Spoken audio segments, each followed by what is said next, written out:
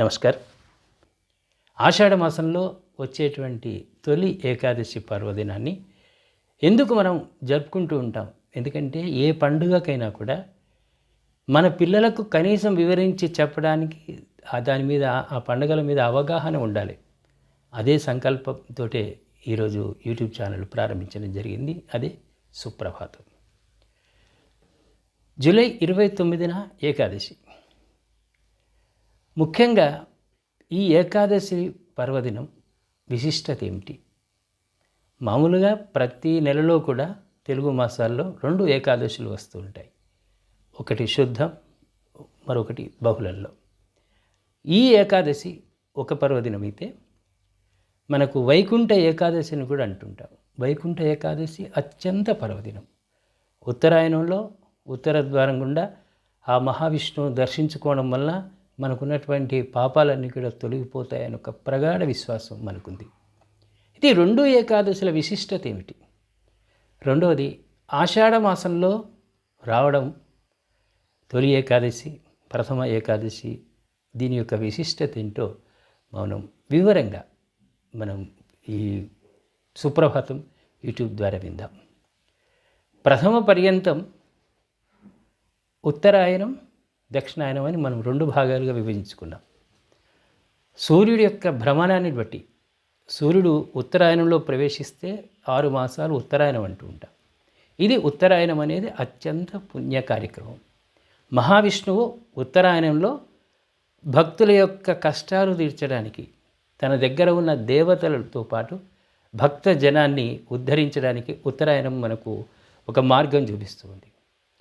దక్షిణాయనం ప్రవేశం అంటే ఇప్పుడు ఆషాఢ మాసంలో జూలై 29న ప్రవేశించే ఏకాదశి నుంచి దక్షిణాయనం అంటూ ఉంటాం.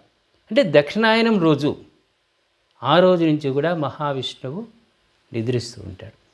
కాబట్టి అది పుణ్యమైనటువంటి ఆయనం కాదు, ఉత్తరాయణం మాత్రమే పుణ్యం. ఎందుకంటే మోక్షం పొందటానికి చాలామంది తాపత్రయపడుతూ ఉంటారు పెద్దవాళ్ళు. వాళ్ళు ఎప్పుడైనా వాళ్ళ కలను అనేది ఏంటంటే ఉత్తరాయణంలోనే మరణించాలి, ఉత్తరాయణంలో మరణిస్తేనే పుణ్యలోకాలకు వెళ్తాము అనే ఒక భావన ఉంది. అంటే ఆ ఉత్తరాయణం 6 మాసాలు చాలా పర్వదినం. ఇప్పుడు ఉత్తరాయణం వెళ్ళిపోతూ ఉంది, దక్షిణాయనం.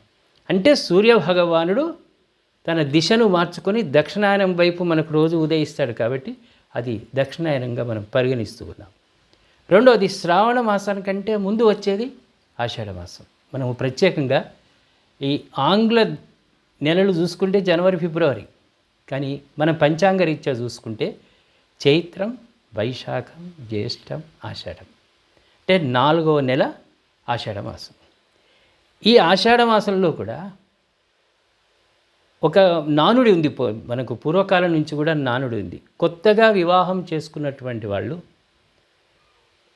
కోడలు అదేవిధంగా అత్త ఒకే గడప దాటొద్దు అనేది ఒకటి ఉంది.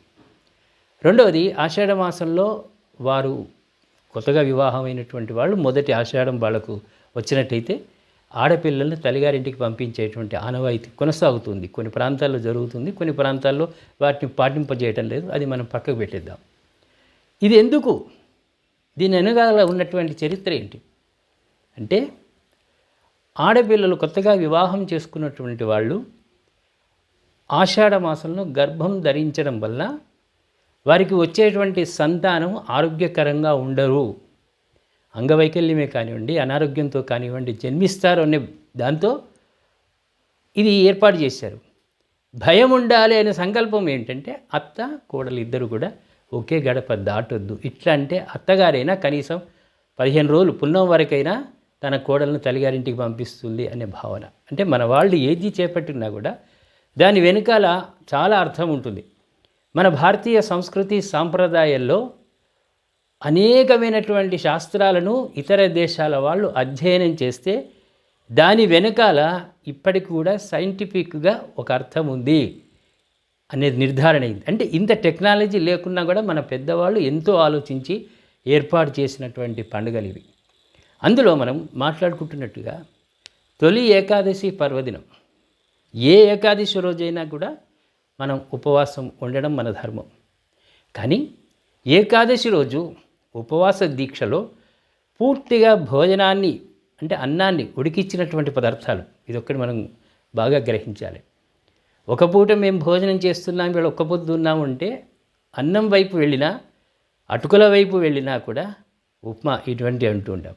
అవి తినకుండా మనం ఉడికిచ్చిన ఆహార పదార్థాలు తినకుండా రాత్రి వరకు ఉండి రాత్రికి ఆరోగ్యరీత్యా వాళ్ళు తినవచ్చు, దాన్ని పర్వాలేదు. ఆరోగ్యంగా ఉన్నవాళ్ళు ఏకాదశి రోజు పూర్తిగా నిరాహారంగా ఉండి రాత్రి ఏమో కొద్దిగా ఉడికించిన పదార్థాలు తిని తెల్లవారి ద్వాదశి రోజు వారు విరమణ చేయాలి.